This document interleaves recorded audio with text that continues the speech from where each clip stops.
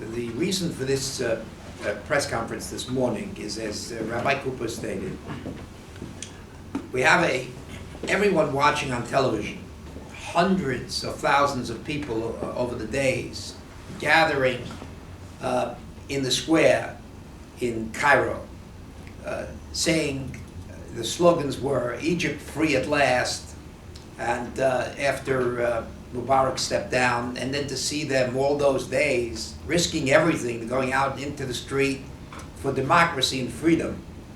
Every freedom-loving person, Jew, non-Jew, Christian, Muslim, or any other religion, would have to admire what went on. This is not a press conference to condemn the democracy movements in Tunisia or in Egypt or the others sweeping the Arab world. We applaud that.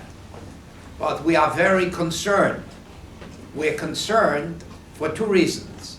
First of all, if you want to bring democracy into the world, we realize that it's a work in progress and that it won't happen overnight. It might take months. Some say it may take a few years. But it has to be founded on principles that will be lasting. Shouting or allowing on your turf young people, particularly on the day where you already had all of your accomplishments. Mubarak stepped down, and Lara Logan, and she's not the only one. Incidentally, Katie Couric and others reported this too, that everyone who saw them, because they were American journalists or Western journalists, sooner or later they said, "You're Jews, or you're Israelis, or you're working for the Israelis or Jews." Now we have to strongly condemn that, and we have to say to the leaders of the democracy movement in Egypt and everywhere else, that's what Hitler said. Everything he didn't like, or every ill in the world that he wanted to blame on, whether it was true or not true, he said it's the Jews' fault. That's the Jews. And as Rabbi Cooper told us, Lara Logan is not Jewish, and neither are the other journalists, but they were all assaulted. This is absolutely outrageous, and you have to fess up. The leaders of the movement. What is also ominous is I have not yet heard from the leaders of the democracy movement, those running for president. It would have been wonderful if Abu Musa, running for president of Egypt, and the former head of the Arab League would have said, "The story regarding Lara Logan and others, I condemn, and I tell all the people of Egypt, this is not our way." They have not said that. And neither did El Baradi, who is also running for president. And I suspect the reason that they have not said it, it may cost some votes. Because 95% of the of the Egyptian public, as we saw from the Pew poll, have hostile sentiments about Jews, and particularly about Israel. So it would be costly to them to convene a press conference in Cairo and say, the reports in the United States that we've heard, the attacks on journalists calling them Jews and Israelis, we condemn in the strongest terms. They're silent. The media in America has been silent, and the United States government has not said much about it neither. And they need to raise their voices and say, it's very nice to have democracy in Egypt, but we're not going to sit by if the pro-democracy forces in Egypt are not going to condemn anti-Semitism. And they've all remained silent. Earlier today, I say 35 minutes ago, I had the opportunity to speak to Prince Hassan, who is a human rights activist, a humanitarian, has been involved in all human rights around the world. And of course, Prince Hassan was the brother of the late king of Jordan, King Hussein. And I raised the issue with him. How could it be that the justice minister in Jordan just called for the release? First of all, he called Israel a terrorist state and said that speaking personally, not as a judge or as a jurist, speaking personally, he wants the person responsible for the murder of Israelis, women and children, that Prince Hassan and King Hussein personally, when they were murdered, they traveled to Israel to attend. One of them attended the funerals, and the other, King Hussein, went to visit every home to comfort them, because this was a horrible, horrific murder committed by a terrorist. Now Jordan's justice minister says they're heroes. They should be, the killer is a hero and should be released immediately. This is a new attitude. So Prince Hassan said, personally, he and many others in Jordan condemned this in the strongest terms. He said that it's an embarrassment to every Arab to have a killer and a murderer described as a hero by a justice minister supposed to uphold the rule of law.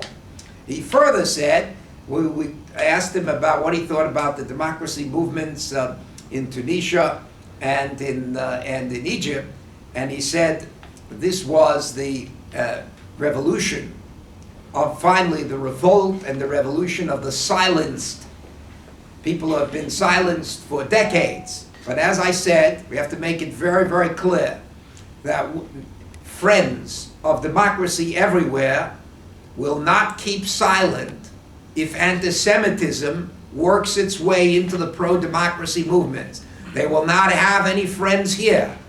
This is just the beginning of our protest. If it continues, we will not be silent and will not support them. It is their obligation now to put down those elements of anti-Semitism. If they don't do it, they're going to hear from a lot of people all over the world who are going to be greatly disappointed. Recently, what I saw was alarming is hatred. I, as a Muslim minority, has been through it, and even today, Jewish Americans go through it here. So when I see it elsewhere, obviously, I cannot stay silent. So we put together Free Tunisia, and I'll read the statement. Free Tunisia, and all Tunisians stand against hate. What occurred outside the Jewish synagogue in central Tunis last Friday should never happen again. The Quran defends the right of religious expressions and defend religious institutions. And I will quote that particular verse. If God had not enabled people to defend themselves against one another, all monasteries, churches, synagogues, and mosques, in all of which God's name is abundantly exalted, would surely have been destroyed. And God will most certainly give power to those who protect these institutions. I'm not making this up. This is in the Quran. So, I would make a statement to the religious authority of Tunisia. If you claim that Quran is your book and Prophet Muhammad is your messenger, and if you were in exile in a non-Muslim land, that means you were the minority, and you took safety in a land that the Quran is not the authority, then if you're in a land and if you claim that you follow Quran, you are the first to say what I'm saying. I shouldn't be saying it from Los Angeles, California. You should be saying it from Tunis, Tunisia, right next to this particular religious institution that God in the Quran says it's sacred, and God in the Quran has commanded that we stand against any harm to any of the places of worship, including the Jewish synagogue in Tunisia. One of the commitments of the Wiesenthal Center and of the Museum of Tolerance is to combat stereotypes. And we know and we learn every day that when we talk about the Arab and Muslim worlds, you're talking about tens of millions, hundreds of millions of people. Each country and society is unique. And so in Iran, we have people continuing with great courage going to the streets. They want freedom. They've had enough of the Ayatollahs. Excuse me. There you have the regime that is murdering people and disappearing many activists. We're now going to, I think, learn some important elements about an Arab nation that's extraordinarily important, not least of which is that the Facebook, if you want to call it, the Facebook-led revolt of Tunisia was the spark that started all of this. And the people who are with us this morning, some of them had thousands of miles away sitting here in Los Angeles, an important part to play in that transition, and are now grappling with how do they move the values that they live by and want to promote, how do they move those values forward from this great distance. So when Rabbi Heyer mentioned that when we talk about Egypt, which at the end of the day is the most important Arab country in the world, it's the largest and most important, we have the Lara Logan and other incidents that are deeply disturbing, which is the main reason for speaking out, and wanting to find some more prominent partners to speak out against these manifestations of Jew hatred. They are few and far between so far in Egypt. That is not the case when we're talking about Tunisia. We're talking about Tunisia, it's a secular country. Jews have played a role for a very, very long time. And as we're going to hear, have also those who still live there have a role to play within the evolution of events going on. So if you go to Facebook/Simon Wiesenthal Center, you'll see the statement from Free Tunisia that condemned the attack on Tunis' synagogue. And we're just grateful that two of the leaders here in California are joining us this morning. I'm going to ask Ray Nouali, who's the co-founder of freetunisia.org, and unfortunately, who lost 3 members of his family in the uprising and this revolution. And who I believe, are you a native of Jerba? A native of Jerba. A native of Jerba. What this revolution is all about. This is a leaderless, youthful revolution. Tunisia does not stand for any hatred against any minorities, even Jews or Christian or atheists, women. And the spark of this revolution, it happened, it's a revolution for dignity. It started from college graduate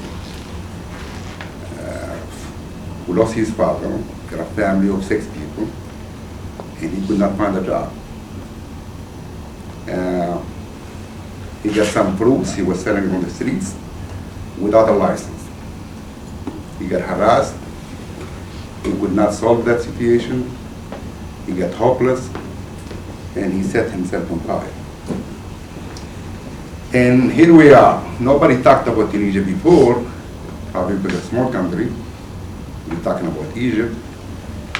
But I believe the spark started from Tunisia, and Tunisia needs a lot of help. Rabbi Cooper was very generous by calling me a leader. What made the Tunisian revolution happen was a leaders revolution. There was, if you want to call it that way, there was 10 million leaders.